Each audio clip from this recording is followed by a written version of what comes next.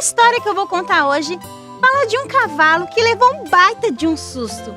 E ele levou um susto tão grande que ele até derrubou o seu dono de cima dele. Essa história é muito legal. Fique ligadinho, viu?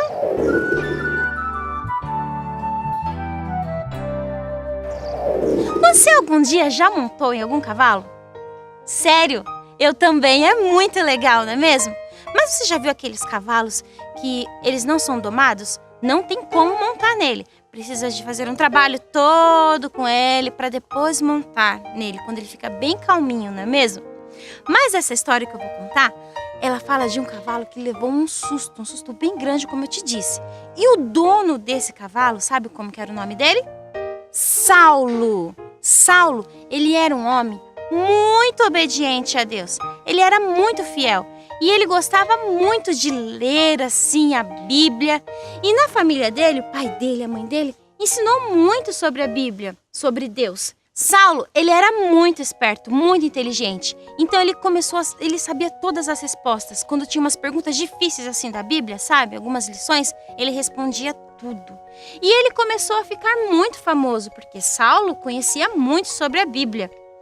Então, um dia, Saulo, ele foi até os sacerdotes e ele perguntou assim para os sacerdotes: quem são esse povo aí que é chamado de cristãos? Quem são eles?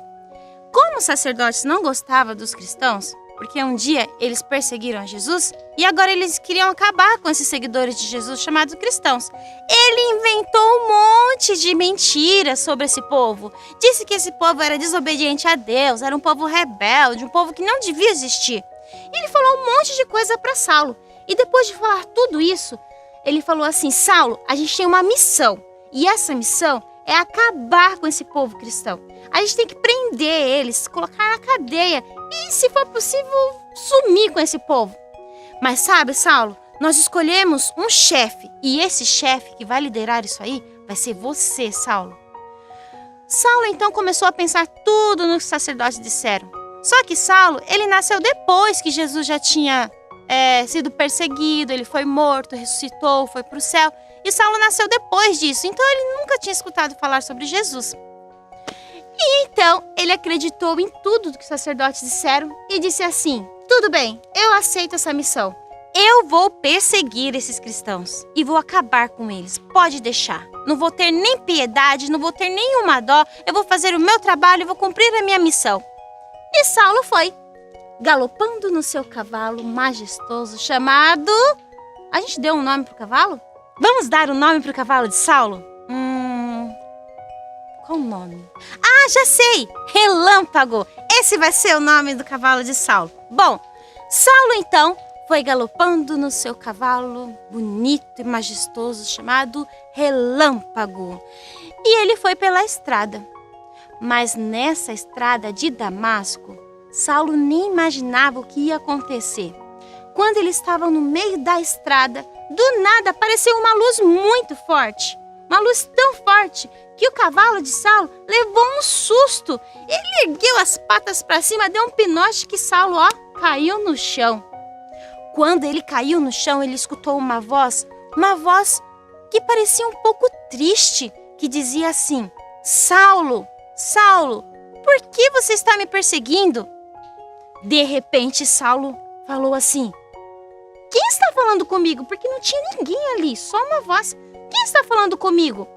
E então, aquela voz disse assim: eu sou Jesus, Saulo, a quem você está perseguindo.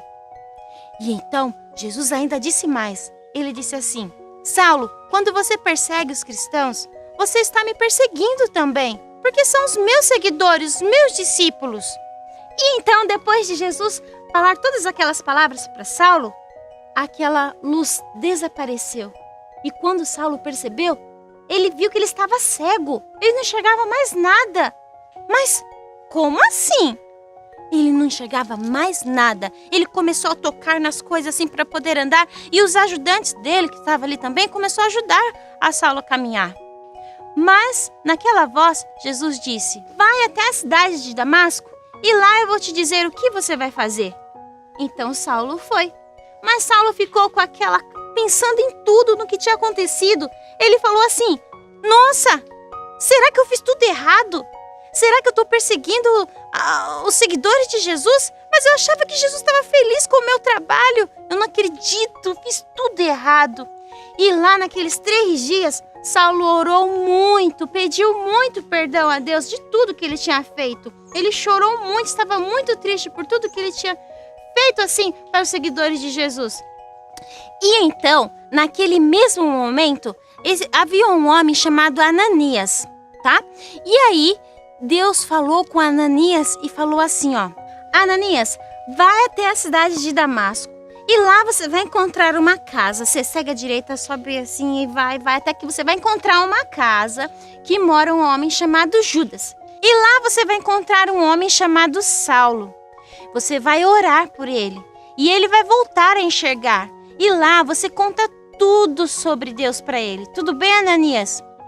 Nesse momento, Ananias pensou: Saulo, Saulo, Saulo.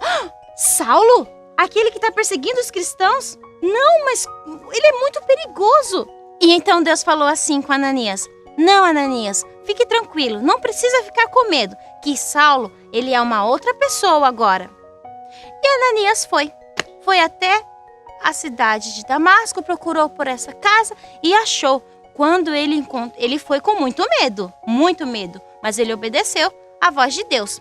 Quando ele chegou lá, ele orou com Saulo e depois Saulo começou a enxergar. Ele começou a ver novamente. E ali eles conversaram sobre Deus. Ananias contou tudo sobre a história para ele.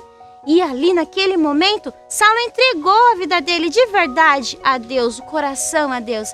E a partir dali, ele começou a falar sobre o amor de Deus. Ao invés de ele perseguir os cristãos, ele passou a ser um pregador. Ele montava no seu majestoso cavalo, que nós demos o nome de Relâmpago, e agora ele ia para todos os lugares falando do amor de Deus. Olha só que legal, né, amiguinhos? Essa história nos ensina que nós devemos sempre confiar no que Deus tem para nós. Por exemplo, você sempre tem que perguntar para Jesus: será que eu estou fazendo isso certo? Será que o que eu estou fazendo é da sua vontade? Você deve sempre perguntar qual é a vontade de Deus para você. E assim, Ele vai estar com você em todos os momentos. Amiguinhos, Jesus, Ele nos ama tanto, tanto, tanto, que Ele está pronto para nos ajudar. Basta você pedir. Viu só que legal?